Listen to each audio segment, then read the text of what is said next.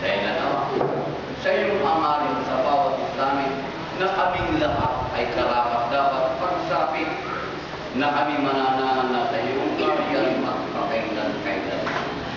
Nandito pa lang ang Diyos sa ibabaw ng lupa na amin pong ipinapakita at ginagawa ang pagluwalhati sa paglilingkod sa iyong kasilang pagluwalhati. Ay lubos na kami inihahanda ang sa magkagay karapat-dapat kami sa iyong angkin kami. Lubusan ang iyong pagmamalasakit at pagmamahal sa amin. Nanawa, tanggapin mong mabamong sa iyo ang aming pong inihahay pagpapasalamat. At sana po, Ama, manatili kami sa kayong katangian na lubos mong hinahanap sa bawat isa sa amin. Na dito rin nawa ay yun ang nakikita sa bawat isa sa amin at sa mga kapatid namin sa buong kapulungan ng sanglibutan ko na gumagawa lahat ng iyong banal na kalooban, lalo-lalo na po sa natatang pagkaalis. At dito, Ama, ito po ang masisilayan mo sa inyong mga anak na may angking kapang babaang loob na katangian na nag-aandog ng pagpapasalamat. Narito ang anak mong si Dino, ganun din ang Diyos, ang iyong anak na si Irene at anak ng iyong anak na si Isay na sumapit ang kanilang araw. Ama, lubos silang nagpapasalamat sa iyo dahilan isang napakalagang araw ang kanilang pinapahalagan alang-alang sa iyong mga kautusan. Kaya dito, Ama, lubusan din bilang kanilang mga ngaral at tinalaga mo tunay na nagpapaabot sa kanila ng aming karunungan araw sa banal mo araw. Lubusan kami ng agakala kailan ipinapakita ng iyong mga anak ang lubusan talaga ng pagpapasalamat. Dahil ang tunay na itong gawang ito ay iyong ikinanuluwalhati. Kaya, Ama, hiling po namin sa iyong mga anak na ito na nagpapasalamat. Pagkalubang mo sila ng maraming taon sa kanilang buhay. Higit ka lang, Ama, na pagpalaan mo sila at pagkalubang na manatili ang kanilang anting kalakasan at kalpukan ang kamagkagay sa data nila.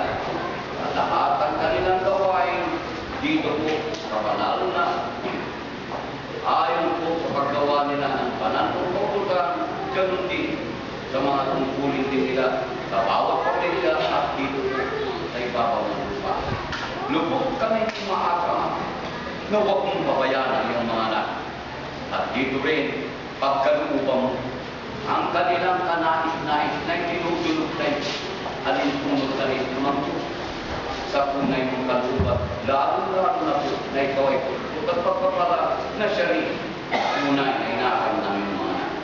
Ilayo mo sila sa pangahip. Pagdaloy kita ba?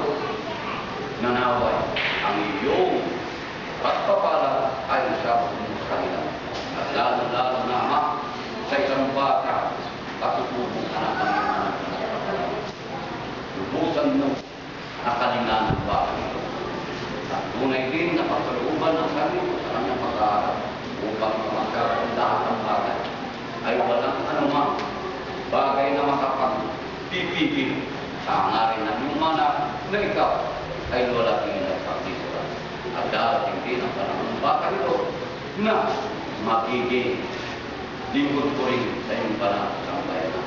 At sa pagkakataon ito, malalim ang puramang ang mag-asawang susunod. Tunay na hindi pa ipinagkakaroon ang bagay na kanilang inaasa.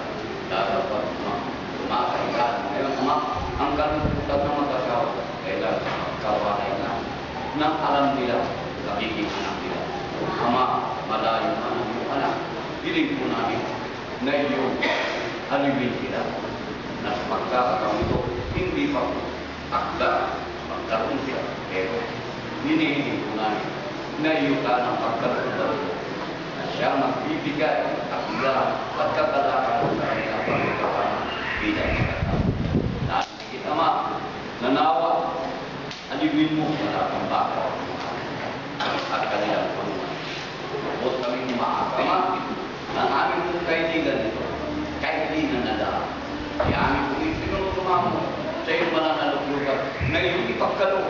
sa pamamagitan ng dakilang pangalan at karapatan ng aming Panginoong Kristo. Amen. Mani Diyos. Pati ang mga pinagkuhan sa atong pamilya namin. Mani ng mga dalasan ko na mga natin. At isa na bango sa emosyon ang pangaliwang ng pagkakas. Pati mo na naman ang mga misyon mo na ito kanila. Karena kay paragawat sila sa kanya bangyo.